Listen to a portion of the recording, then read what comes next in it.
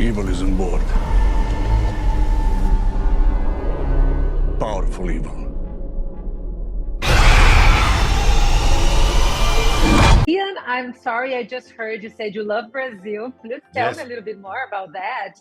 I've been to Sao Paulo and Rio, and I've even gone to Iguazu Falls, and I was there for the opening game on the World Cup in Sao Paulo. Oh, I'd love to go back, and I've always wanted to go up the Amazon and head deep into Heart of Darkness country. Well, that was the wrong country. But anyway, yeah, all that sort of stuff. That's awesome. It's so great to be here with both of you. I'm a huge fan of your work, both of you as well. And congratulations on The Last Voyage of the Demeter.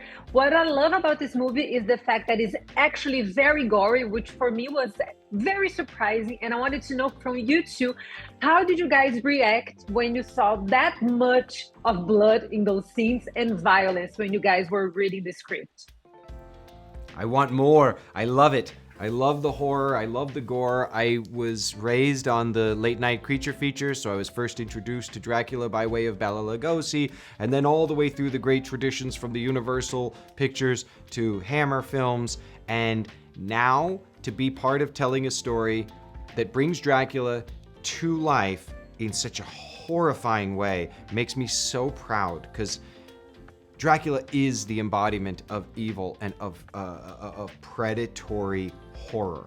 And so I'm so excited for audiences to get to experience the true horror of Dracula.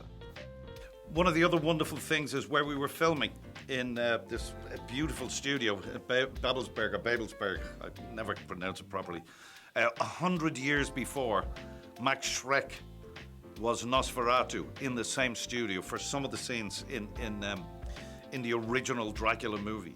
And if you think 100 years, which is almost the length of cinema, that we get to release a movie that goes back to the original story, and to have that, to kind of, in a weird way, closing the circle. But to get back to what you said about the gore, now is the time. There's an element of gore in this that is honest about death and destruction and the power of Dracula.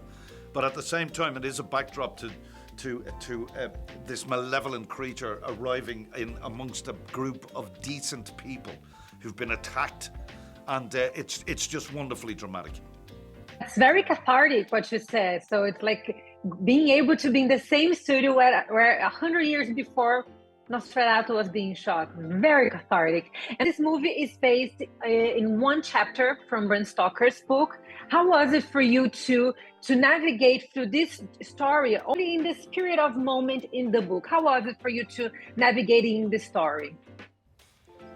It was such a gift for me to get to be a part of this adaptation of this one chapter from one of my favorite books, one of the great contributions to Gothic literature and horror literature. It's just foundational. So this chapter, and being given the specificity of the given circumstances of what our characters are enduring and the horror that we're suffering, you can't ask for more as an actor. And what was wonderful about the freedom in that, a lot of horror films, as we know, the tropes make it easy to dislike the people who are being attacked by the malevolent force often.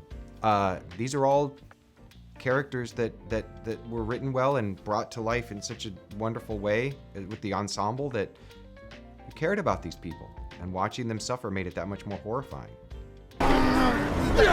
Oh, for God's sake, Colin!